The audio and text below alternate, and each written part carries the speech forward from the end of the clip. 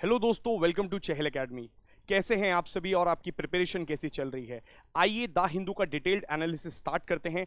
आज है 22 जुलाई 2023। सभी इंपॉर्टेंट करंट अफेयर्स का 360 डिग्री एनालिसिस स्टार्ट करते हैं। एक एक करके सभी इंपॉर्टेंट करंट अफेयर्स को देखते हैं। सबसे पहले हम लोग फ्रंट पेज पे देखते हैं कौन सा इंपॉर्टेंट आर्टिकल है। वैसे तो आज बहुत ज़्यादा इंपॉर्टेंट न्यूज़ नहीं आ रही है, बट हाँ जी, जो फ्रंट पेज है, फ्रंट पेज पे कुछ इंपॉर्टेंट आर्टिकल्स आपको मिलेंगे। जैसे GS2 इंटरनेशनल रिलेशंस से आप इसको कंपेयर कर सकते हैं, रिलेट कर सकते हैं। Modi raises aspirations of Tamils with Ranil. PM calls for implementation of the 13th Amendment and provincial elections in the island country. Sri Lankan President lauds India for support offered during the financial crisis over the past year. अभी देखिए ये आप किस तरीके से link करेंगे दोस्तों। Second GS paper जो आपका है उसके अंदर एक टॉपिक दे रखा है India and it's neighbourhood relationship. तो भारत और भारत के जो नेबरहुड कंट्रीज हैं उनके साथ आपको रिश्ते पढ़ने बहुत ज़रूरी हैं। क्यों रिश्ते पढ़ने ज़रूरी हैं? क्योंकि देखिए भारत की जो पॉलिसी है, भारत की पॉलिसी क्या है? भारत की पॉलिसी है नेबरहुड फर्स्ट पॉलिसी। हम जानते हैं कि अगर हमारे नेबरहुड में, यानी कि मान लीजिए भूटान के अंदर, चाइना के अंदर, पाकिस्तान के अंदर, म्यांमार के अंदर, अफगानिस्तान के अंदर, मालदीव्स के अंदर और श्रीलंका या नेपाल के अंदर किसी के भी अंदर कोई भी प्रॉब्लम चल रही है तो हम लोगों तक भी वो प्रॉब्लम आ सकती है। सो हमेशा नेबरहुड इंपॉर्टेंट हो जाता है, क्योंकि आप इस तरीके से इसको रिलेट कर सकते हैं कि आपके अगर पड़ोसी घर में आग लगी हुई है तो आप शांति से चैन की नींद नहीं ले सकते, क्योंकि वो आग आपके घर तक भी पहुंच सकती है। इसका मतलब नेबरहुड के साथ रिश्ते बहुत ज़्यादा महत्वपूर्ण हो जाते हैं, इंपॉर्टेंट हो जाते हैं UPSC परस्पेक्टिव से भी। सो यहाँ से आप किस तरीके से लिंक करेंगे? देखिए आर्टिकल तो एक आपको सिर्फ इशू पे बताएगा, बट इसके पीछे का पूरा बैकग्राउंड मैं आपको समझाऊंगा यहाँ पे। और इसका बैकग्राउंड को हम लोग बोलते हैं इंडो श्रीलंका रिलेशनशिप। और उसी इंडो श्रीलंका रिलेशनशिप को हम जब कवर करेंगे तो आपका ये 13th अमेंडमेंट भी कवर हो जाएगा, प्रोविंशियल इलेक्शन की जो बात हो रही है वो भी कवर हो जाएगी, और किस तरीके से भारत ने पास्ट में श्रीलंका को फाइनेंशियल सपोर्ट दिया है उसको भी हम कवर कर लेंगे, क्योंकि आज के पूरे उसमें सिर्फ सबसे इंपॉर्टेंट आर्टिकल यही आया है। और इसके बाद कुछ और इंपॉर्टेंट आर्टिकल्स है, उस पर भी डिस्कशन करेंगे। आइए स्टार्ट करते हैं सबसे पहले इंडो श्रीलंका रिलेशनशिप में। इंडो श्रीलंका रिलेशनशिप को समझने के लिए आपको सबसे पहले तीन चीजें समझनी है दोस्तों। देखिए नेबरहुड रिलेशनशिप हो या किसी भी कंट्री के साथ आपको रिलेशन पढ़ना हो नेबर में, और मैं भी स्पेसिफिकली श्रीलंका की बात कर रहा हूं, तो उसमें आपको तीन चीजें पढ़नी है। पहला तो कन्वर्जेंस। देखिए 3C पे हम इसको डिवाइड कर सकते हैं। कन्वर्जेंस का मतलब क्या होता है दोस्तों? कन्वर्जेंस का मतलब है किस प्रकार से दोनों कंट्रीज आपस में एक दूसरे के साथ कन्वर्ज करती हैं। एक होता है डाइवर्जेंस, एक होता है कन्वर्जेंस। ऐसी कौन सी कड़ियां हैं, ऐसी कौन से रिश्ते हैं या ऐसी कौन सी चीजें हैं जो हम एक पायदान पर, एक प्लेटफॉर्म पर एक साथ इकट्ठा करती हैं। तो रिश्तों में जब हम बात करते हैं कन्वर्जेंस की, वो मैं आपको बताऊंगा कि भारत और श्रीलंका में ऐसे कौन से इंपॉर्टेंट चीजें हैं या कॉमन थ्रेड हैं जो एक दूसरे के साथ रिश्ते को बांध के रखते हैं। सेकेंड, हम लोग देखेंगे कि अगर रिश्तों में कहीं गुंजाइश है तो वो इसलिए है क्योंकि हम लोग एक दूसरे के साथ कॉपरेशन भी कर रहे हैं। यानी कि जब भी आप किसी के साथ रिश्ते पढ़ते हैं तो आप एक बात समझ सकते हैं, चाहे वो भारत का रिश्ता हो या आपके अपने घरों में किसी का रिश्ता हो, कुछ ऐसी चीजें होती हैं जो आप दोनों एक दूसरे के साथ जब आते हैं, या किसी भी रिलेटिव या किसी के साथ भी आपका रिलेशन होता है, तो आपको कॉमन पायदान देता है, यानी प्लेटफॉर्म देता है। और जब आप एक प्लेटफॉर्म पे आ जाते हैं, कन्वर्ज हो जाते हैं, तो आप एक दूसरे के साथ कॉपरेट करते हैं। कई चीज़ों पर आप एक दूसरे के साथ आपकी सहमति होती है, आप एक दूसरे के साथ मिल करके कुछ काम करते हैं। और लास्ट में देखिए, अगर मैं आपसे कन्वर्जेंस बोलता हूं तो ये बात बिल्कुल फैक्ट है कि डाइवर्जेंस भी होगा ही होगा, यानी कन्फ्लिक्ट। तीसरा C है कन्फ्लिक्ट। आप ये बात को भी बिल्कुल समझ के चलिएगा कि कन्वर्जेंस है, कॉपरेशन है, तो ऐसा कभी नहीं हो सकता, कोई भी रिश्ता आपका ऐसा नहीं होगा। आप अपने घर में भी देख सकते हैं कि आपस में एक दूसरे के साथ 100% चीज़ों पर आप कन्वर्ज हो जाएं, यानी कॉपरेट कर लें, ऐसा कभी नहीं होता है। कन्फ्लिक्ट नाम की भी चीज़ होती है, यानी प्रॉब्लम्स भी होती हैं। सो हम ये बात भी देखेंगे कि भारत और जो श्रीलंका है उसमें क्या विवाद के मुद्दे हैं, किन चीज़ों पर विवाद हो रहा है, और फिर आज आर्टिकल ऐसा क्यों आया है कि उसमें से एक विवाद को सॉल्व करने के लिए इन दोनों के बीच में, यानी हमारे प्रधानमंत्री और प्रेसिडेंट के बीच में जब ये बात हो जाती है तो वो एक आर्टिकल बन जाता है द हिंदू का।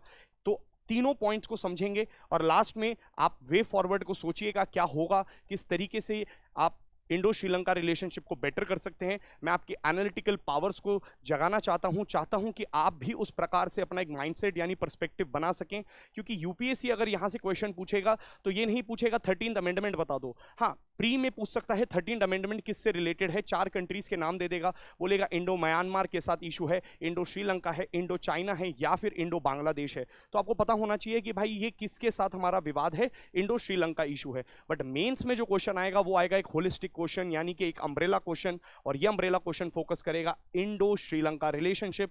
Hence without any further delay let us start with the Indo Sri Lanka relationship. चलिए दोस्तों, इंडो श्रीलंका रिलेशनशिप को पढ़ने के लिए सबसे पहले आपको कन्वर्जेंस पता होना चाहिए। अच्छा देखिए, यहाँ पे जिस तरीके से मैंने आपको एक ओवरव्यू दिया है वो आप किसी के साथ भी लगा सकते हैं, बस मैंने आपको ट्राई करना है यानी कि समझाने का एक प्रयास करा है। आप अपने सिलेबस का ही इस्तेमाल कर लीजिए। सिलेबस का कैसे, देखिए ये है हिस्ट्री, ज्योग्राफी, पॉलिटी, इकोनॉमी, या फिर एनवायरमेंट, डिजास्टर, यहाँ पे आप ले सकते हैं एथिक्स, ये है सिक्योरिटी, और लास्ट में है कल्चर। देखिए मैंने सिर्फ और सिर्फ आपके एग्जाम के पॉइंट्स उठाए हैं और वहीं से एक कन्वर्जेंस का आंसर बना दिया है, तो आप चाहें तो इसको समझ भी सकते हैं किस प्रकार से। देखिए हिस्टोरिकली हम दोनों एक दूसरे को कैसे जानते हैं या हमारे रिश्ते एक दूसरे के साथ कैसे बंधे हैं।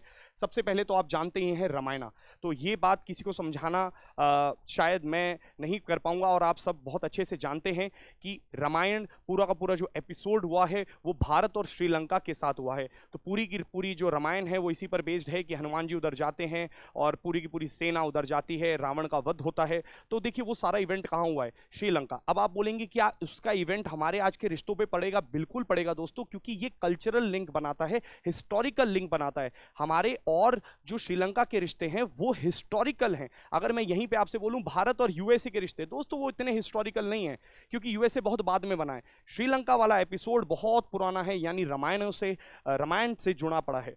नेक्स्ट देखिए, उसके बाद अगर आप एंशिएंट इंडिया में आते हैं तब आप ये देखेंगे अशोका की पॉलिसी जो थी, धम्मा महात्मा, धम्मा पॉलिसी। आप जानते होंगे कि Ashok after the Kalinga war उनको ये बात समझ में आती है कि भाई लड़ाई वड़ाई बिल्कुल अच्छी चीज़ नहीं है और अब हमें एक पीस के रास्ते पे आना चाहिए। और उस पीस के रास्ते पे आने के लिए वो क्या करते हैं, अपनी पॉलिसी ऑफ बुद्धिज्म को प्रोपोगेट करते हैं।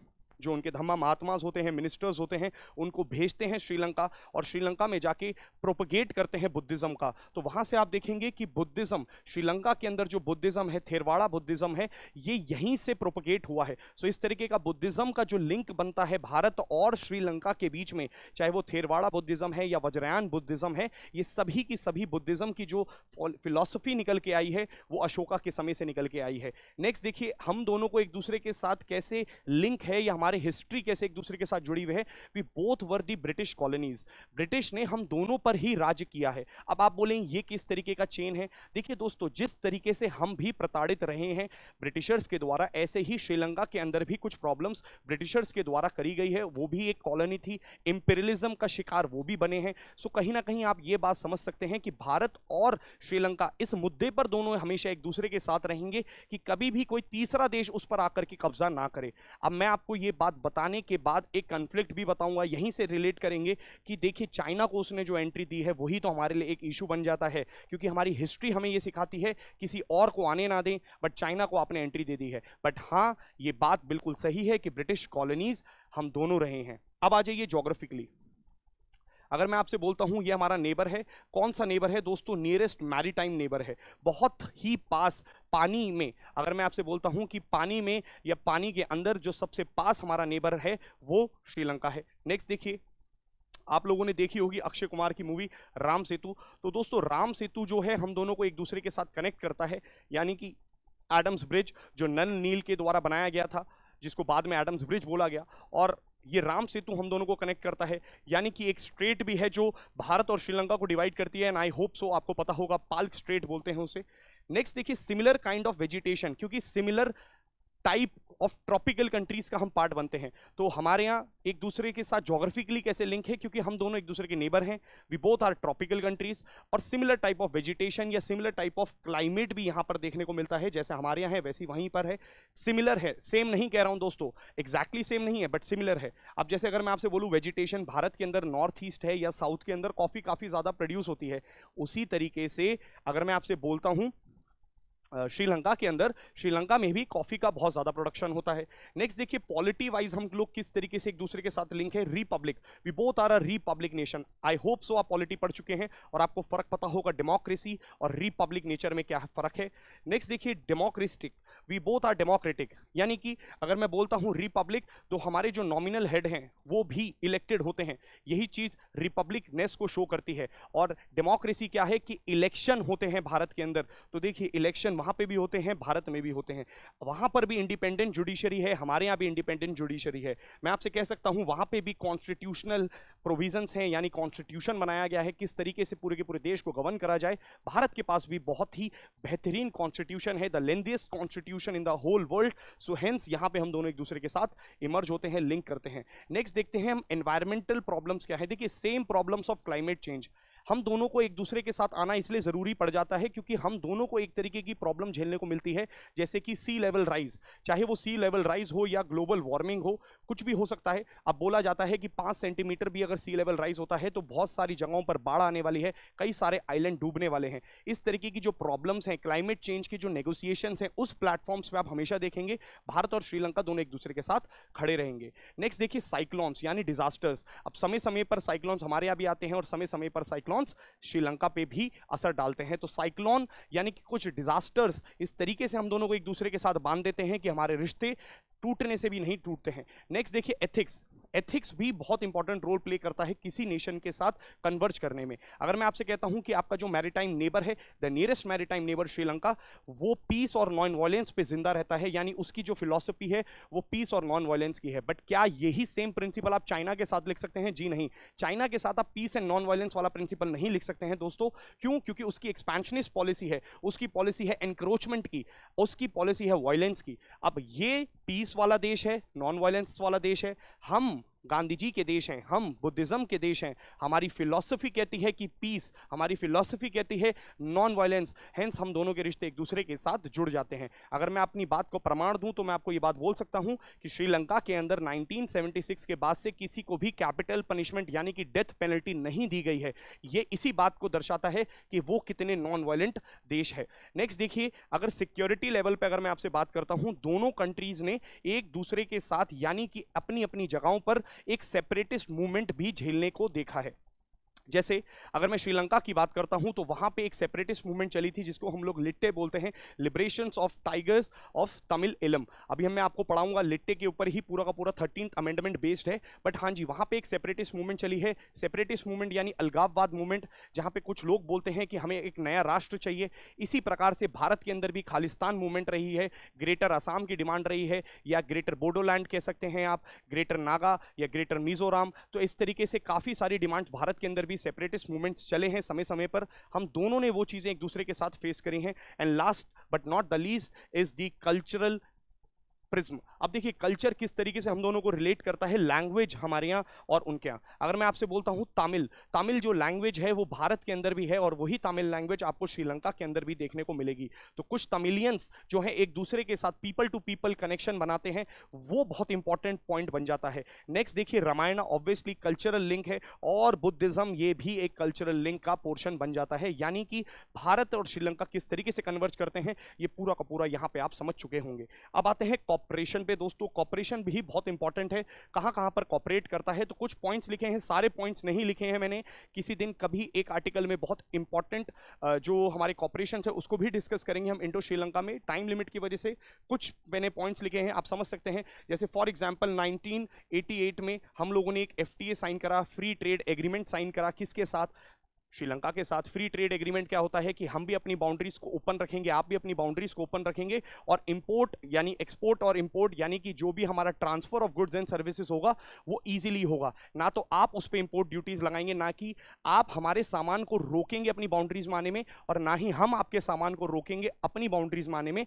और हम फ्री ट्रेड एग्रीमेंट करते हैं, फ्री करेंगे ट्रेड को, अच्छे से बढ़ाएंगे ट्रेड को। अगर मैं बोलता हूं कौन से ऐसे इंटरनेशनल ऑर्गेनाइजेशंस हैं जिसमें ये दोनों पार्ट करती हैं, यानी कि दोनों की दोनों कॉपरेट करती हैं, बिम्स्टेक आप जानते होंगे, बिम्स्टेक ऑर्गेनाइजेशन, सार्क ऑर्गेनाइजेशन, यहां पे आप दोनों देखेंगे कि दोनों एक दूसरे के साथ रहते हैं। अगर मैं बात करता हूं मल्टीलेटरल एक्सरसाइजेस की भारत और श्रीलंका के बीच में, तो दोस्ती एक्सरसाइज है, एक ट्राइलेटरल नेवल एक्सरसाइज होती है जिसमें इंडिया श्रीलंका के साथ मालदीव्स भी मौजूद होता है, बट हाँ जी पॉइंट ऑफ कॉपरेशन तो है ही। अगर मैं आपसे बोलता हूं दूसरी कौन सी होती है, मित्र शक्ति, और एक आप जानते हैं स्लिनेक्स, ये भी श्रीलंका नेवल एक्सरसाइज है। मित्र शक्ति, ये तीनों हमारी मल्टीलेटरल एक्सरसाइजेस का पार्ट बनती हैं। नेक्स्ट देख सकते हैं आप सिविल न्यूक्लियर डील। अभी दोस्तों आप लोग ये बात बिल्कुल जानते होंगे कि भारत ने सिविल न्यूक्लियर डील यानी कि एग्रीमेंट 1, 2, 3 साइन करा था यूएसए के साथ।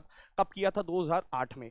2008 में जब हमने ये सिविल न्यूक्लियर डील साइन करा था तो उसके तहत हम लोगों को परमिशन दी गई थी, किसके अंदर? एनएसजी से एक वेवर दिया गया था, यानी कि न्यूक्लियर सप्लायर्स ग्रुप में यूएसए के द्वारा कहला करके एक वेवर दिया गया था, और उस वेवर में यह बात बोली गई थी कि भारत को सिविल पर्पस यानी कि बिजली बनाने के लिए न्यूक्लियर सप्लाई दी जाएगी। यूएसए ने हमारे साथ डील करी थी। इसी प्रकार से भारत और श्रीलंका ने भी डील कर रखी है। तो आप एक बात बताओ, क्या श्रीलंका हमें न्यूक्लियर सप्लाई देता है? नहीं, हम श्रीलंका को न्यूक्लियर सप्लाईज यानी कि रिएक्टर्स या टेक्नोलॉजीज प्रोवाइड करते हैं, और वो भी हमें ये हेल्प कर सकता है। इस तरीके से सिविल न्यूक्लियर डील की फैसिलिटी भी हम लोगों ने साइन कर रखी है। नेक्स्ट देखिए वेस्टर्न कंटेनर टर्मिनल प्रोजेक्ट। ये एक बहुत ही इंपॉर्टेंट प्रोजेक्ट है जो भारत इंप्लीमेंट कर रहा है। कहां पर कर रहा है? श्रीलंका के अंदर।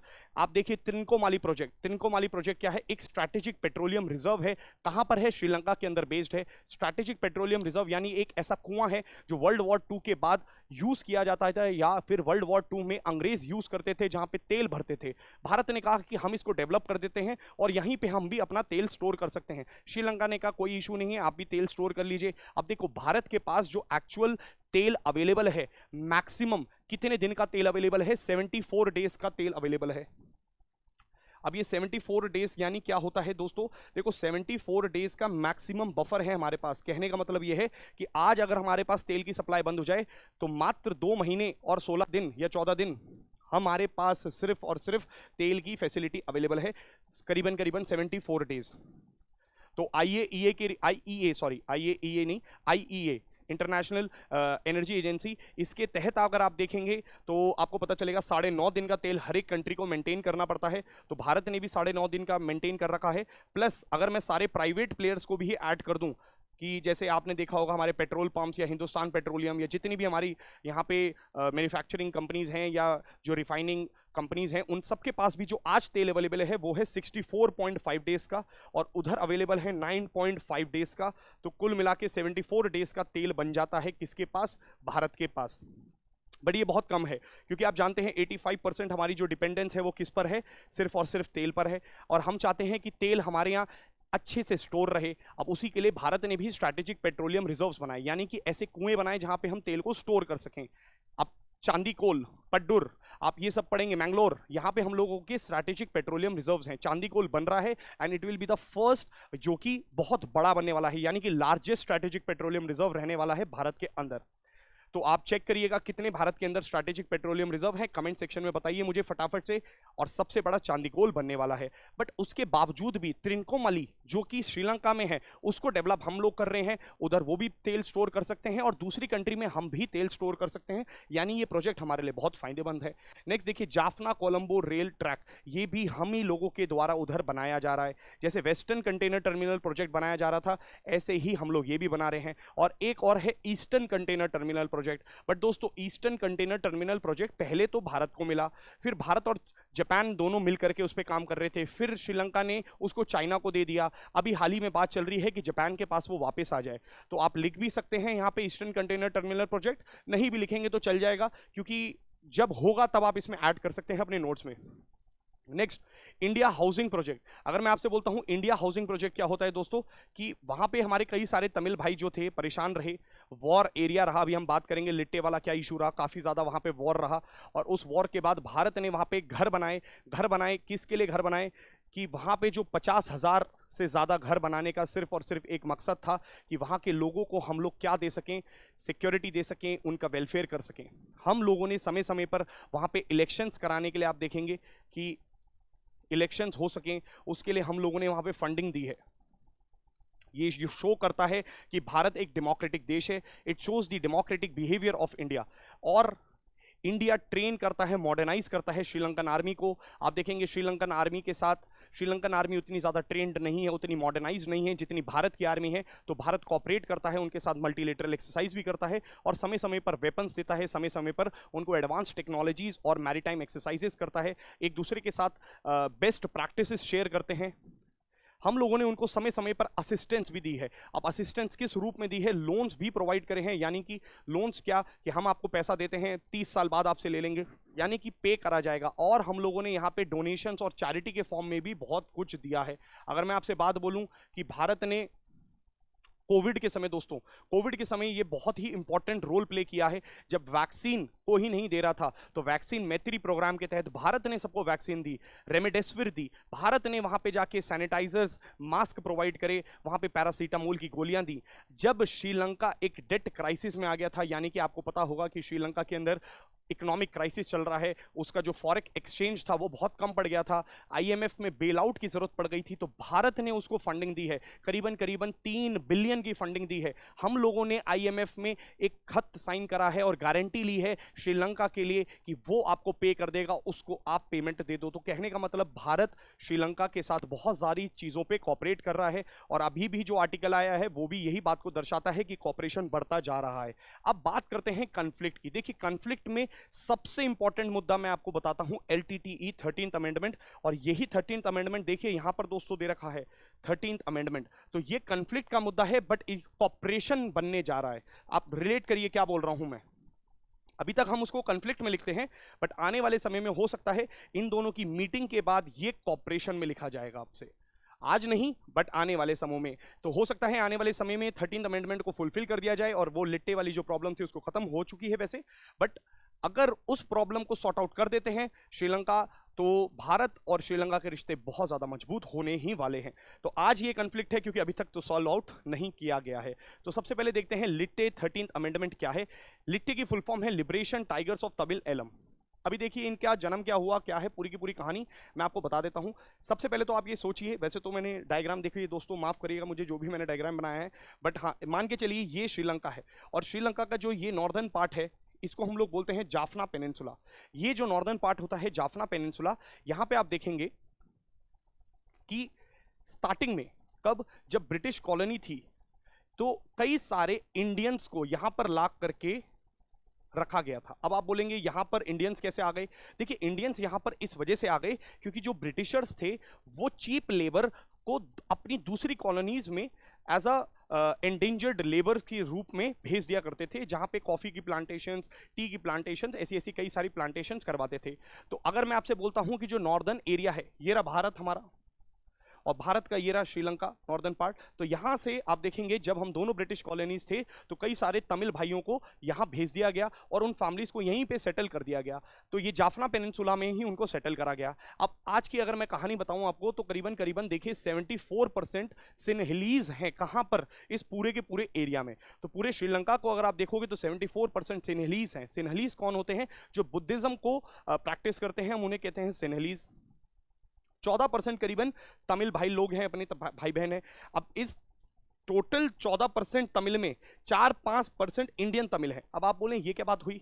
अगर आपने फैमिली मैन देखी है सीरीज तो उसमें आपने एक इवेंट देखा होगा, जब फैमिली मैन 2 की बात कर रहा हूं, जब बात होती है और एक इंसिडेंट आता है जहां पे वो जो व्यक्ति है वो पकड़ लेता है कि ये जो व्यक्ति है ये तमिल भाषा तो बोल रहा है बट श्रीलंकन तमिल बोल रहा है, इंडियन तमिल नहीं बोल रहा है। तो देखो ये क्या बात हुई श्रीलंकन तमिल इंडियन तमिल, क्योंकि हम लोग इतने नेबरिंग कंट्री हैं तो कहीं ना कहीं तमिल लैंग्वेज का जो इन्फ्लुएंस है वो कहां पे देखने को मिला है आपको? यहाँ पे श्रीलंका में देखने को मिला है। ओरिजिनली वैसे हम बोला जाता है सिन्हलीज था, बट यहाँ पे तमिल श्रीलंकन्स भी हैं, बट कुछ इंडियन तमिलियंस भी आ गए थे। वो कैसे आ गए थे आपको पता ही है कि ब्रिटिशर्स ने यहाँ पे भेज दिया था और वो यहीं पे बस गए हैं। अब देखो जनरेशन से जनरेशन यहाँ पे निकल चुकी हैं, वो कई साल यहाँ पर मेहनत कर चुके हैं, काम कर चुके हैं, और कई साल वो यहाँ पर आप देखेंगे अपनी जीवन रोजी रोटी कमा चुके हैं, और उसके बाद शादी कर लेते हैं, बच्चे हो गए हैं, मतलब उनकी तो जिंदगी यहीं पर बस रही थी। बट एकदम से कहते हैं ना जज्बात और हालात दोनों बदल गए। क्यों? क्योंकि यहाँ पे जो 74% मेजॉरिटी में सिन्हलीज पब्लिक है, उन्होंने बोला कि भाई देखो तुम लोग यहाँ के रहने वाले नहीं हो, ओरिजिनल नागरिक नहीं हो, तुम्हें तो वर्ल्ड वॉर 2 के बाद, यानी कि जब आपका ब्रिटिश आया था तब आपको यहाँ पे डाला गया था, वर्ल्ड वॉर 1 के समय डाला गया था, आप यहाँ के ओरिजिनल इनहैबिटेंट्स नहीं हैं, अपने घर वापस जाइए। बट मुझे एक बात बताओ, आप लोगों के लिए जहां पे आप रह चुके हो, आपका जहां पे जन्म हो चुका है, आपकी पीढ़ियां निकल चुकी हैं, वही राष्ट्र आपका राष्ट्र बन जाता है। अब आपने एकदम से उनको बोला यहां से बाहर जाओ, उन्होंने मना किया, उन्होंने कहा ये हमारा राष्ट्र है, हम तो यहीं रुकेंगे। तो मेजॉरिटी पब्लिक ने इन पर प्रोटेस्ट चालू कर दिया, यानी कि इनको मारना पीटना चालू कर दिया, इनके साथ एट्रोसिटीज चालू कर दी। जब ऐसी एट्रोसिटीज हुई, आप किसी व्यक्ति को कितना दबा सकते हो, कितना सप्रेस कर सकते हो, कितना ऑपरेस कर सकते हो। एक समय ऐसा आता है कि घड़ा फूट जाता है, यानी कि एकदम से बवाल निकलता है, वोल्केनो फटता है। और आप यहां से देखेंगे कई सारी ऑर्गेनाइजेशंस का जन्म होता है, जिसमें से एक ऑर्गेनाइजेशन का नाम है लिटे, जो ये कहता है कि अगर आपने हमारे साथ वायलेंस किया तो हम भी उस चीज का जवाब वायलेंस के साथ ही देंगे। ये सारे के सारे जितने 4 से 5% इंडियन तमिलियंस यहां पे मौजूद थे, उसमें से मात्र कुछ लोगों ने एक ऑर्गेनाइजेशन बनाई, और उस ऑर्गेनाइजेशन की सबसे प्रमुख ऑर्गेनाइजेशन का नाम है लिट्टे ऑर्गेनाइजेशन। वैसे तो कई सारी थी, बट जो सबसे ज्यादा खतरनाक और सबसे ज्यादा महत्वपूर्ण ऑर्गेनाइजेशन यहां पे चैनलाइज करती है अपने लोगों को, वो थी लिट्टे ऑर्गेनाइजेशन। इसने बोला कि अगर सेनेहलीज पब्लिक ने हमारे साथ किसी भी प्रकार की प्रॉब्लम करी, हम इनका जवाब मार पीट के ही देंगे। तो देखिए यहां पर कहीं ना कहीं प्रॉब्लम स्टार्ट होती है। जब प्रॉब्लम स्टार्ट होती है तो इनिशियल टाइम पीरियड पे आप देखोगे कि जो भारत के तमिल लोग हैं वो भी परेशान हो रहे थे कि उनके जो भाई बहन हैं, यानी कि उनके जो लोग श्रीलंका के अंदर बेस्ड हैं, उनके साथ एट्रोसिटीज हो रही हैं।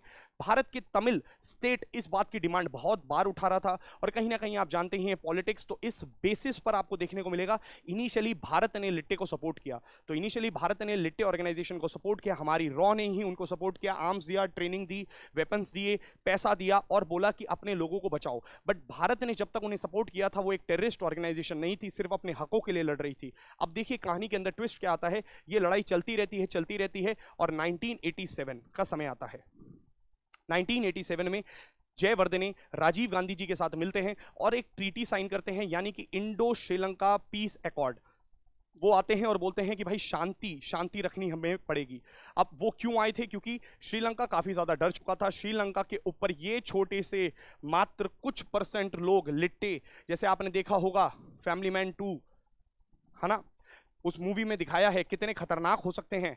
इसी प्रकार से वो लिट्टे ऑर्गेनाइजेशन इतना ज्यादा हावी हो चुकी थी इस पूरी की पूरी श्रीलंकन कम्युनिटी पर कि श्रीलंका के कई सारे जवान, कई सारे सोल्जर्स, कई सारे लोग मारे जा रहे थे और बहुत आतंक फैल चुका था। तब उन्होंने इंडिया से मदद मांगी, राजीव गांधी के पास आए और बोला कि सुनो, आप इनको सपोर्ट मत करो, अब हम इंडो पीस ट्रीटी साइन करते हैं, यानी कि इंडो श्रीलंका पीस अकॉर्ड। और उसके तहत हम ये बोलते हैं कि हम अपने घर में तमिल लोगों को इज्जत प्रोवाइड करेंगे। कैसी इज्जत प्रोवाइड करेंगे? हम इन लोगों को राइट्स देंगे, फंडामेंटल राइट्स देंगे। कैसे राइट्स देंगे? इनको राइट टू एम्प्लॉयमेंट देंगे, इनको जॉब्स में भाग देंगे, सरकारी जॉब्स में इनको एडमिशन करवाएंगे, इनका रिजर्वेशन करवाएंगे, और हम लोग प्रोविंशियल इलेक्शन करवाएंगे वहां की जितनी भी 9 प्रोविंसेस हैं, और उन प्रोविंसेस में ये लोग भी खड़े हो सकते हैं।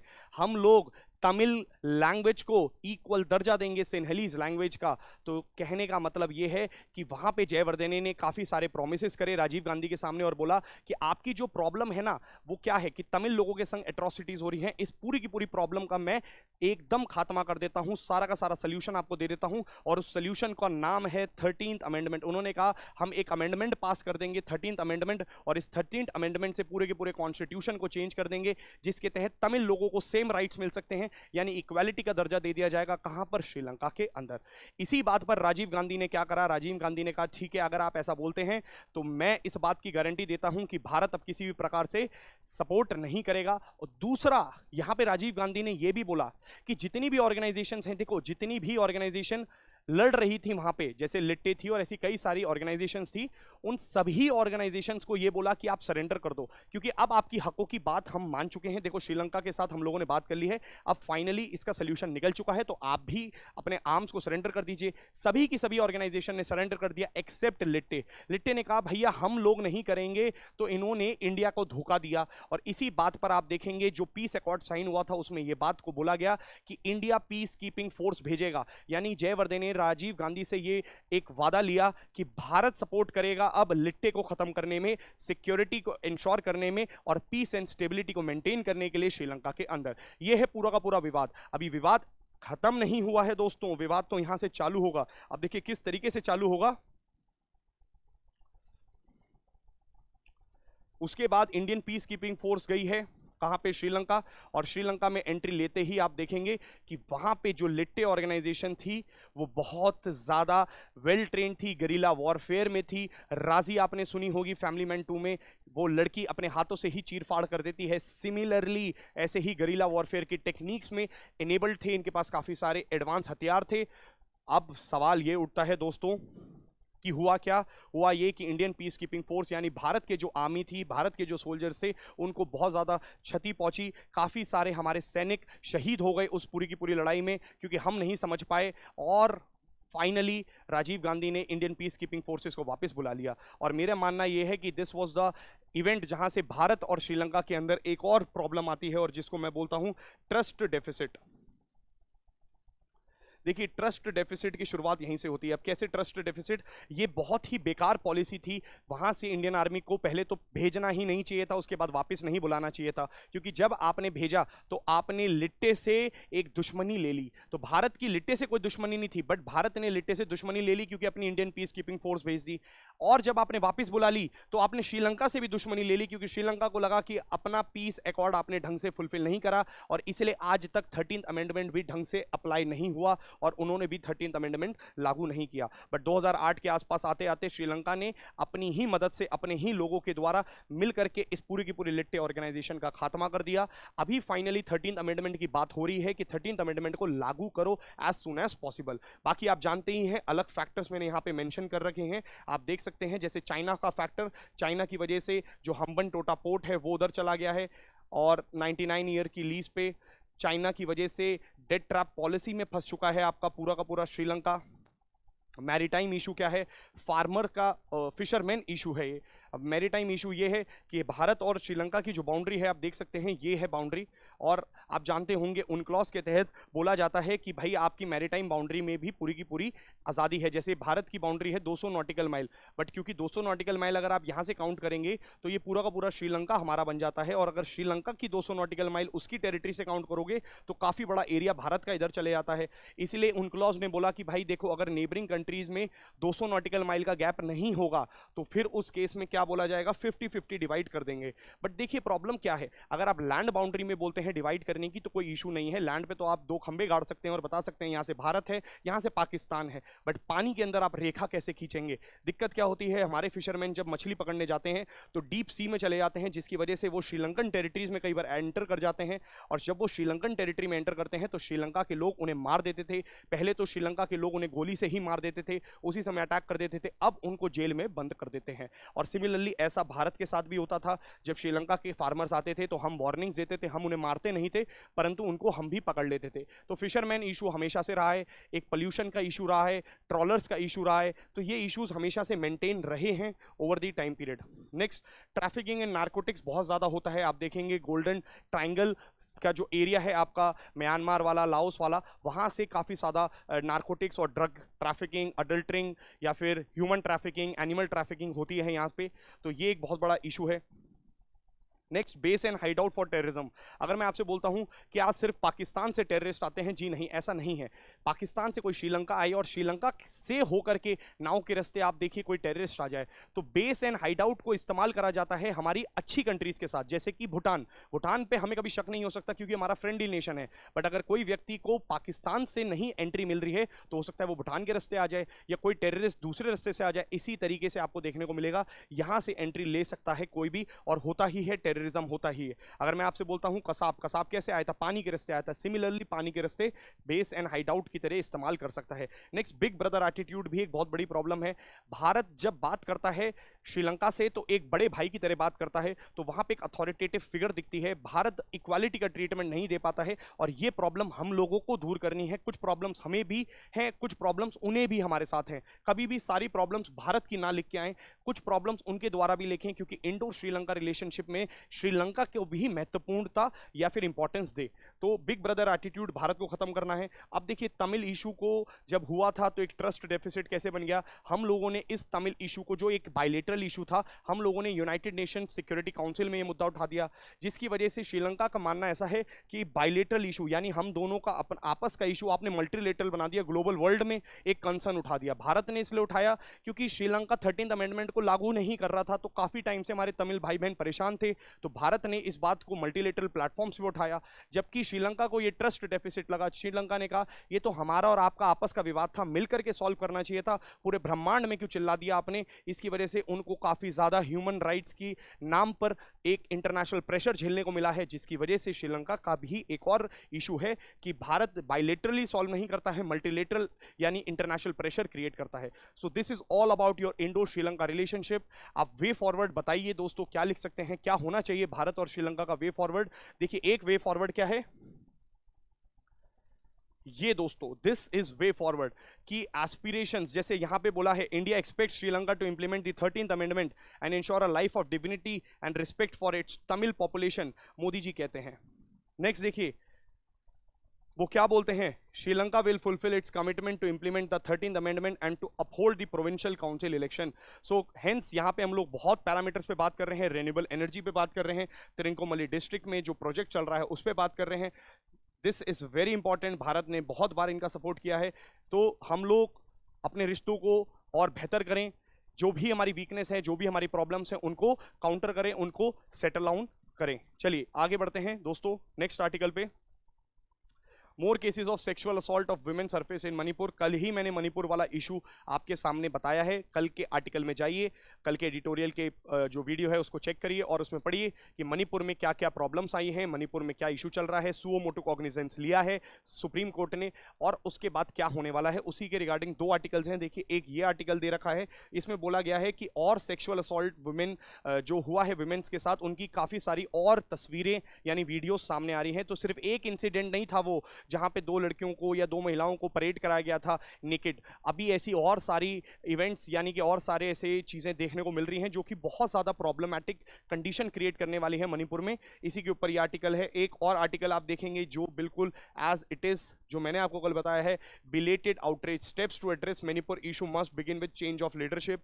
इस पूरे के पूरे एडिटोरियल में सिर्फ यही बात करी गई है कि सुप्रीम कोर्ट ने सुओ मोटो कॉग्निजेंस ले लिया है और प्रधानमंत्री मोदी ने जब अपनी बहुत समय बाद अपना मौन तोड़ा है और बोला है, इसके ऊपर एक कमेंट करा है, यानी अपना व्यक्तित्व रखा है सामने कि क्या बोलना चाहते हैं। तो पहले मोदी जी ने कोई भी कमेंट नहीं करा मणिपुर वायलेंस पे, फाइनली उन्होंने ये बात बोली है। Narendra Modi finally broke his silence.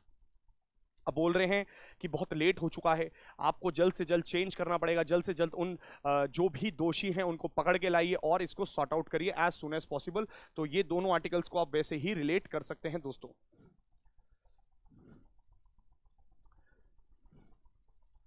Supreme court declines Rahul's please seeking interim suspension of conviction. ये आर्टिकल भी मैं आपको एडिटोरियल में पूरा ढंग से क्लियर कर चुका हूं कि सुप्रीम कोर्ट का क्या वर्डिक्ट रहा है, सुप्रीम कोर्ट और राहुल गांधी का डिफेमेशन केस के ऊपर क्या इशू रहा है, जो उन्होंने स्पीच में मोदी कम्युनिटी के ऊपर बोल दिया था। आप जाइए प्रीवियस एडिटोरियल एनालिसिस को देखिए। अभी ये बोला गया है कि सुप्रीम कोर्ट ने 4 अगस्त तक अपनी जो प्रॉब्लम है यानी कि जो ये पूरा का पूरा प्रोनाउंसमेंट है उसको रोक दिया है और बोला है 4 अगस्त को डिसाइड करेंगे क्या होने वाला है। अभी के लिए ये रुक चुका है, जब इसके ऊपर कोई पर्टिकुलर डिटेल वाला आर्टिकल आएगा यानी कि इसके ऊपर कोई सुप्रीम कोर्ट जजमेंट देगा तब हम इसको पढ़ेंगे। बट हाँ, अभी के लिए ये न्यूज में बना हुआ है, तो डिफेमेशन से रिलेटेड जो भी चीजें हैं आप पढ़ लीजिएगा।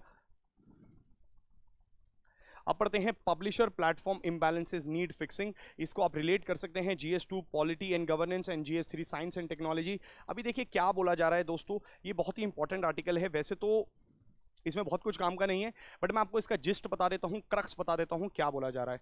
देखिए यहां पे बोला गया है, एक है पब्लिशर, एक है प्लेटफॉर्म।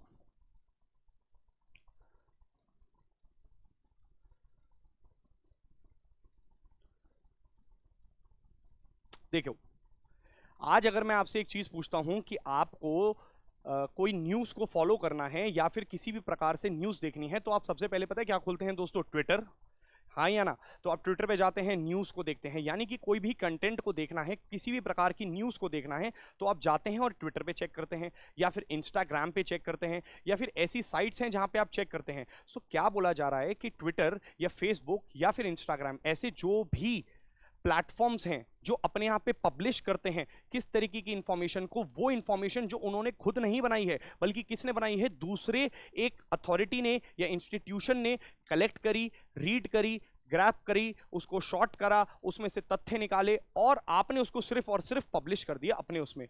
जिसकी वजह से प्रॉब्लम क्या हो रही है कि जो व्यक्ति या जो इंस्टीट्यूशंस इन सारी की सारी न्यूज़ को खोज करके लाते हैं उनको कोई इंसेंटिव नहीं मिलता है। अब बताइए कैसे? जब आप न्यूज़ लेके आए, आपने फेसबुक वालों ने उस न्यूज़ को इस्तेमाल करा, जब इस्तेमाल करा तो उस पर ऐड भी लगाए, एडवर्टीजमेंट भी कमाया, लोगों का रीच भी बढ़ा और टाइम भी बढ़ा। तो आप देखिए फेसबुक, इंस्टाग्राम, इनके ऊपर लोग ज़्यादा आते हैं, डाउनलोड ज़्यादा करते हैं, इनकी रीच ज़्यादा बढ़ती है, जिसकी वजह से वो इंस्टीट्यूशंस जो इंफॉर्मेशन को लेके आते हैं उनको इंसेंटिव नहीं मिल पा रहा है। उसी के ऊपर आर्टिकल पूरा का पूरा आया है कि भाई क्या प्रॉब्लम है, क्योंकि there is a absence of fair valuation, a matter of compensation. तो ऐसा बोला गया कि भाई फेसबुक को, जैसे ऑस्ट्रेलिया की सरकार ने यही बात बोली, ऑस्ट्रेलिया की सरकार ने फेसबुक पे बोला कि भैया देखो आप सारी की सारी चीजें इस्तेमाल करते हो। उन्होंने कहा हाँ भाई हम सारी की सारी चीजों का इस्तेमाल करते हैं। फिर ऑस्ट्रेलिया की सरकार ने कहा वो जो कंटेंट आप खुद नहीं बनाते हो, कोई और डालता है, उस पर रेवेन्यू कमाते हो। तो फेसबुक ने कहा हाँ हम रेवेन्यू भी कमाते हैं। तो उन्होंने कहा भाई एक बात बताओ, वो रेवेन्यू क्यों नहीं शेयर करते हो उनके साथ, शेयर करो। तो इस तरीके के लिए ऑस्ट्रेलिया एक एक्ट भी लेके आ गया। यही हमारे जो राइटर हैं वो बता रहे हैं। यहाँ पे देखिए in 2021 Australia tackle this by proposing a mechanism to govern the interaction between publisher and platform. तो एक तो है पब्लिशर, एक है प्लेटफॉर्म। तो प्लेटफॉर्म के ऊपर जो जो इन्फॉर्मेशन किसी और ने पब्लिश करी है आप तो बस उसको यूज कर रहे हैं। अब क्या बोला जा रहा है यहाँ पे कि ऑस्ट्रेलिया ने जब ये एक्ट लाया तो फेसबुक ने क्या किया, फेसबुक ने सारी की सारी इंफॉर्मेशन को इमीडिएटली बंद कर दिया, जिसकी वजह से आप देखिए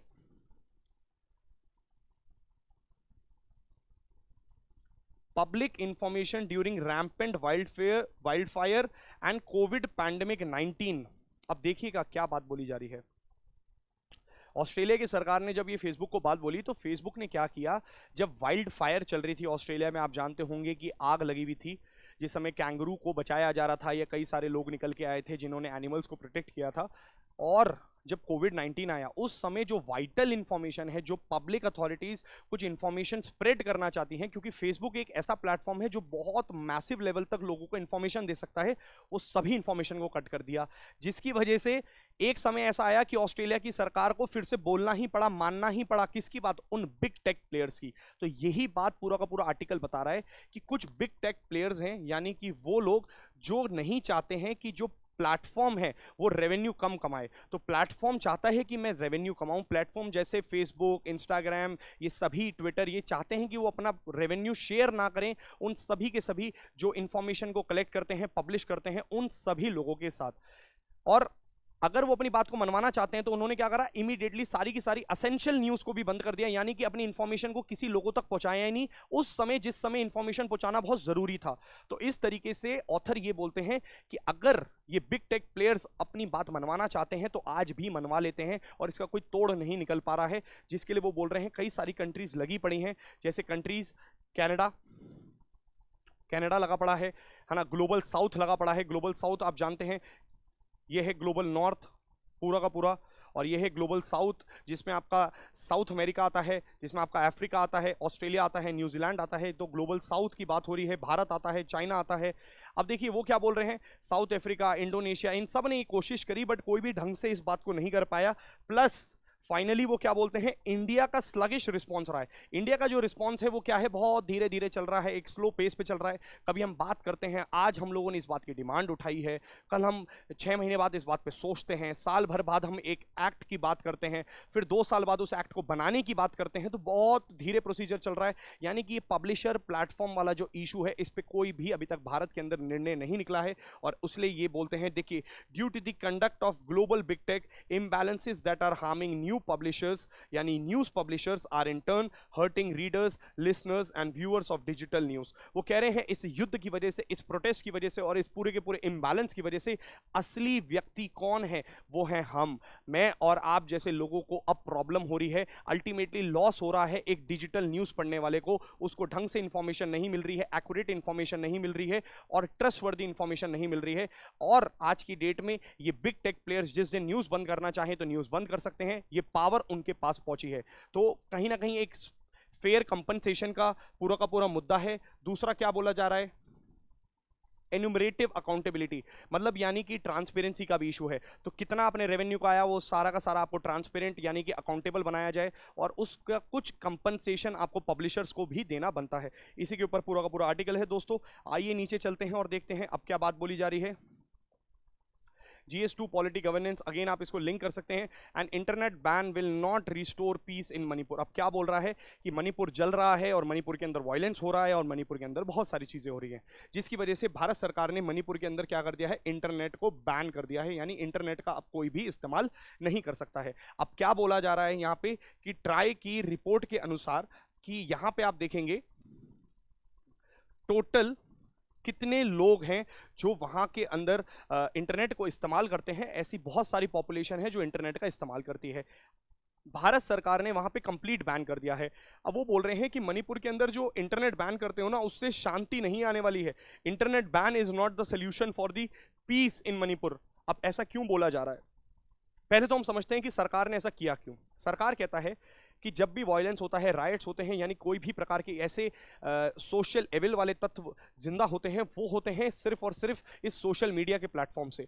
सोशल मीडिया का जो प्लेटफॉर्म है, यानी कि इस तरीके के प्लेटफॉर्म जो हैं आज की डेट में भारत के अंदर मौजूद हैं या फिर कहीं पर भी मौजूद हैं, वो 1 सेकंड में यानी अ मिनट ऑफ सेकंड के अंदर इंफॉर्मेशन को स्प्रेड कर सकते हैं। यानी व्हाट्सएप का ब्रॉडकास्ट कर सकते हो आप, एक ही मैसेज 1 मिनट के अंदर या 1 सेकंड के अंदर लाखों करोड़ों लोगों तक पहुंच सकता है, जिसकी वजह से इंफॉर्मेशन स्प्रेड होने की जो संख्या है वो बहुत तेज बढ़ गई। जैसे अगर मैं आपसे बोलता हूं 26 जनवरी पे जो राइट्स हुए थे, सिर्फ और सिर्फ 10 मिनट पहले एक मैसेज गया था जिसकी वजह से वहां पे इतनी सारी भीड़ उभर आई। अगर आप सोच के देखो, इंटरनेट नहीं है और कोई मैसेज नहीं कर सकता है, तो एक व्यक्ति को दूसरे व्यक्ति या व्यक्ति को पर्सनल आपस में एक दूसरे को कम्युनिकेट करने में और इस पूरे के पूरे प्लान को एग्जीक्यूट करने में टाइम लगेगा, जिसके लिए हमारी अथॉरिटीज सतर्क हो सकती हैं और हमारी अथॉरिटीज इस इतने बड़े प्रॉब्लम्स को कंट्रोल कर सकती हैं। तो वो कहते हैं कि इंटरनेट की वजह से र्यूमर्स फैलते हैं, इंटरनेट की वजह से अफवाहें फैलती हैं, जिसकी वजह से जो क्राइम है उसका रेट बढ़ सकता है, जो वायलेंस है वो शांत नहीं बल्कि भड़क सकता है, और पूरी की पूरी जो पब्लिक है वो मॉब लिंचिंग पे उतर आ सकती है, यानी कि एक प्रोटेस्ट पे उतर आ सकती है, और देश का माहौल, उस पूरी की पूरी स्टेट का माहौल खराब हो सकता है। ये पूरा का पूरा मानना है सेंट्रल गवर्नमेंट का, इसलिए उसने इंटरनेट बैन कर दिया है। सेम इंटरनेट बैन आप देखिए भारत जम्मू कश्मीर में करता है, अलग अलग जगहों पे करता है। भारत को बोला जाता है इंटरनेशनल लेवल पे कि internet ban capital of the world. सबसे ज्यादा हम लोग इंटरनेट बैन करते हैं पूरे विश्व में, नंबर 1 पे हैं हम। तो इतना ज्यादा जो इंटरनेट बैन करते हैं, उसी के ऊपर ऑथर बोलते हैं कि भाई देखो ऐसा है, इंटरनेट बैन से कोई भी लेना देना नहीं है। किस चीज का? सिंपल सी बात है, पीस का। तो वो बोलते हैं कि चलो मेरे बोलने से नहीं चलते हो तो कम से कम सुप्रीम कोर्ट के बोलने से तो चलो। सुप्रीम कोर्ट क्या बोलता है? सुप्रीम कोर्ट बोलता है, एक केस का नाम लेते हैं, Anuradha Bhasin versus union of India, जिसमें सुप्रीम कोर्ट ने बोला है कि भाई एक टेस्ट ऑफ प्रोपोर्शनैलिटी होना चाहिए, यानी कि एक टेस्ट करो। सबसे पहले तो ये पता लगाओ कि भाई कितने लोग वहां पर इंफॉर्मेशन को यूज करते हैं इंटरनेट से। दूसरा ये पता लगाओ कितने एरिया में वो इंफॉर्मेशन या इतने एरिया में वो इंफॉर्मेशन र्यूमर का काम कर सकती है। तीसरा, अगर मान लीजिए ये पूरा का पूरा स्टेट है और जो प्रॉब्लम चल रही है मणिपुर की वो यहाँ पे चल रही है, मान लीजिए पूरे मणिपुर की स्टेट है, मणिपुर की स्टेट में जो प्रॉब्लम है या क्राइसिस है वो इतने एरिया में चल रहा है, तो आप पूरे के पूरी स्टेट में ब्लैंकेट बैन नहीं करेंगे। Blanket ban of internet should not be there, ये अलाउड नहीं होना चाहिए। यानी कि पूरी स्टेट क्यों वंचित रह जाए इंटरनेट की वजह से? क्योंकि इंटरनेट में प्रॉब्लम नहीं है, इंटरनेट को एक एसेंशियल टूल बना दिया गया है। अगर आज मैं बोलता हूं गरीब कौन है, तो गरीब वो है जिसके पास इंटरनेट भी नहीं है। इंटरनेट इतना ज्यादा इस्तेमाल किया गया है और इंटरनेट हमारी एक लग्जरी प्रोडक्ट नहीं, अब नेसेसिटी बन गई है, एसेंशियल कमोडिटी बन गया है। अगर सिंपल वो ये बात बोलते हैं कि मान लीजिए एक डिस्ट्रिक्ट के अंदर भी चल रहा है और डिस्ट्रिक्ट में एक विलेज के अंदर कोई प्रॉब्लम चल रही है, तो पूरी डिस्ट्रिक्ट में आप बैन कैसे कर सकते हो? ब्लैंकेट बैन नहीं होना चाहिए। उसी के लिए पूरा का पूरा आर्टिकल है, आप पढ़ लीजिएगा। जहां पर कुछ दिनों पहले एक आर्टिकल और आया था, वही इसका सोल्यूशन है, selective ban on the messaging apps. वो बोल रहे हैं पूरा का पूरा इसका वे फॉरवर्ड आप लिख सकते हैं कि पूरा का पूरा बैन मत करो, पूरे के पूरे डिस्ट्रिक्ट में या पूरे के पूरे स्टेट में बैन मत करो, आप सेलेक्टिव बैन कर दो। सोशल मीडिया के प्लेटफॉर्म्स बैन कर दो, बट एसेंशियल इंफॉर्मेशन यानी कि आप गूगल यूज कर सकते हैं, इंफॉर्मेशन पढ़ सकते हैं, ऐसी चीजों को इस्तेमाल करो। जो डिलीवरी एप्स हैं वो चलते रहें, जो भी सुविधाएं हैं गूगल पे हैं, ये सारी चीजें तो कम से कम मिनिमम जो बेसिक नीड्स हैं वो चालू रहें। हाँ, सोशल मीडिया प्लेटफॉर्म्स बंद कर दो, सेलेक्टिव बैन कर दो। ट्राई ने बोला है कि इस तरीके का हम कुछ आगे फ्यूचर में ला सकते हैं, उसी के ऊपर पूरा का पूरा आर्टिकल मौजूद है आपका। देखिए नेक्स्ट दोस्तों, GS2 polity governance, again portal launch for report violation of ban on E cigarettes. अभी ई सिगरेट क्या होता है, सबसे पहले तो ये समझ लीजिए।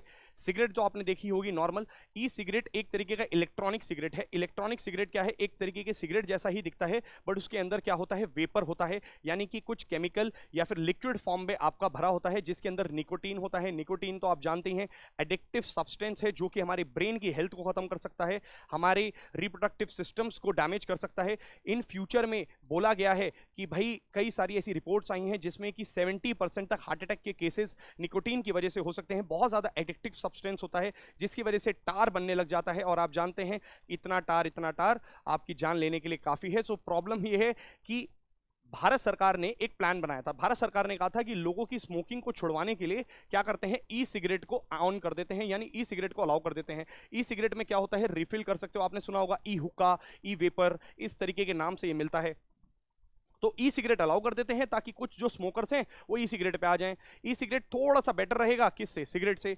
बट हुआ क्या, इसका परिणाम ये निकला, देखो लाया इसलिए गया था कि स्मोकर्स की सिगरेट को छुड़वाया जा सके, बट इसका परिणाम ये निकल गया कि छोटे छोटे बच्चे, class 12th, class 11th, class 10th के बच्चे, school going, college going students, वो सब वेपर का इस्तेमाल करने लग गए, जिसकी वजह से कुछ समय बाद वो वेपर से कन्वर्ट हो गए स्मोकर्स के ऊपर, रेगुलर स्मोकिंग करने लग गए, वेपर्स का इस्तेमाल बंद कर दिया। जो टारगेट था भारत सरकार का वो ये था कि ई सिगरेट्स की मतलब ई सिगरेट्स पे आ जाए और स्मोकिंग छूट जाए, जबकि लोग स्मोकिंग पे कन्वर्ट हो गए। तो भारत सरकार ने क्या करा था, इसको पूरा का पूरा बंद कर दिया था और बोल दिया था कि e cigarettes will not be continuing and it will be, इसका देखिए production, manufacture, import, export, transport, sale, distribution, storage, advertisement, सब कुछ बंद कर दिया जाएगा। कुछ भी ई सिगरेट नहीं बेची जाएगी। बट आर्टिकल ये कहता है कि ई सिगरेट आज भी बेची जाती है, आज भी लोग खरीदते हैं ई सिगरेट्स को। कई सारी पान की शॉप्स पे, कई सारी बड़ी शॉप्स पे, आपकी ऑनलाइन जो वेबसाइट्स हैं वहां पे आपको ई सिगरेट जैसी फैसिलिटी मिलती है। तो वो ये बोल रहे हैं कि इसके लिए हम एक पोर्टल ले आए हैं, इस पोर्टल पर आप कभी भी आकर के वायलेशन का बता सकते हैं, जिसके तहत भारत सरकार कड़ी से कड़ी कार्रवाई करेगा और जल्द से जल्द कार्रवाई करने के लिए बाध्य हो जाएगा। तो अब यहां पे क्या बोला गया है, देखिए हम लोगों ने एक पोर्टल लॉन्च कर दिया है जिसका नाम है www.violationreporting.in, जिसके तहत मैं, आप, हम जैसे जितने भी लोकल आदमी हैं वो जो भी कॉमन कंज्यूमर है वो वहां पे जाके वायलेशन बता सकता है कि मेरे आसपास का जो एक सेलर है वो ई सिगरेट बेचता है और उसके खिलाफ सख्त से सख्त कार्रवाई होगी। तो ये एक ई ट्रांसपेरेंसी की तरफ बढ़ता हुआ कदम है, ई गवर्नेंस इनिशिएटिव है, इसको आप गवर्नेंस से भी रिलेट करिएगा, अकाउंटेबिलिटी इंश्योर करने के लिए और इंप्लीमेंटेशन इंश्योर करने के लिए एक बहुत अच्छा इनिशिएटिव भारत सरकार के द्वारा लाया गया है। आइए कुछ और चीजें देख लेते हैं सिगरेट से रिलेटेड। देखिए दोस्तों, सिगरेट एक्ट ऑफ 1975 भी भारत के अंदर मौजूद है, जिसके तहत display of statutory health warnings in advertisement on and cartons and cigarette packages हमेशा दिया जाता है। यानी कि आप ये बात जानते होंगे कि मैंडेटरी सिगरेट की जो पैक्स होते हैं उसके ऊपर एक पूरी की पूरी भयानक सी फोटो बनी होती है, यानी कि मैंडेटरी डिस्प्ले जो डिस्प्ले है एडवर्टीजमेंट पे आना ही चाहिए कि भैया smoking is injurious to health, और वहाँ पे आपको ये भी बताना है कि इट कॉजेज कैंसर। वो सारी की सारी डिस्प्ले आपको डालनी है। मोर देन 50% ऑफ एरिया पे वो पूरा का पूरा डिस्प्ले आना चाहिए। सेम एक भारत के अंदर कॉटपा एक्ट भी है, COTPA act of 2003, cigarette and other tobacco prohibition of advertisement and regulation of trade, commerce, production, supply and distribution act, इसको हम लोग शॉर्ट फॉर्म में कॉटपा एक्ट बोलते हैं। कॉटपा एक्ट के अंदर बहुत सारे प्रावधान दे रखे हैं, जैसे 18 साल से कम का जो व्यक्ति है वो कभी भी ना सेल यानी कि बेच नहीं सकता है, कंज्यूम नहीं कर सकता है सिगरेट। और यहाँ पर यह भी बोला गया है कि 100 यार्ड्स के अंदर, यानी कि 100 यार्ड्स के जो भी मेडिकल इंस्टीट्यूशंस हैं, एजुकेशनल इंस्टीट्यूट्स हैं, उसके आसपास कोई भी व्यक्ति कभी भी सेल नहीं कर सकता है। अगर आपने कोई भी प्रकार से हेल्थ वार्निंग्स नहीं दी है या एडवर्टीजमेंट कर दिया है, कोई भी व्यक्ति आपका टोबैको प्रोडक्ट्स को एडवर्टाइज नहीं कर सकता है। इस तरीके से काफी सारी यहाँ पे कॉटपा में दे रखे हैं प्रावधान।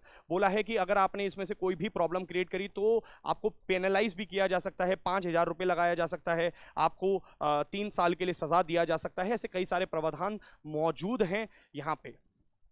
पेनल्टीज भी मेंशन्ड है कॉटपा के अंदर, ये बात याद रखिएगा। सो दोस्तों, this is all today from my side, because इससे ज्यादा इंपॉर्टेंट आर्टिकल्स यहाँ पे मौजूद नहीं है। कुछ जो भी आर्टिकल्स मौजूद होंगे वो रिपीटेटिव इन नेचर हैं। So I will try to cover all the articles in the upcoming sessions, because वो रिपीटेटिव इन नेचर हैं। तो जब उसके ऊपर कोई बहुत ही इंपॉर्टेंट या महत्वपूर्ण चीज निकल के आएगी, so we will come up with that, and I hope you enjoyed the session. आप नोट्स बनाते रहिए, जो भी डाउट्स हैं वो पूछते रहिए, कमेंट सेक्शन में बताते रहिए। I will try to solve all your doubts. Thank you so much.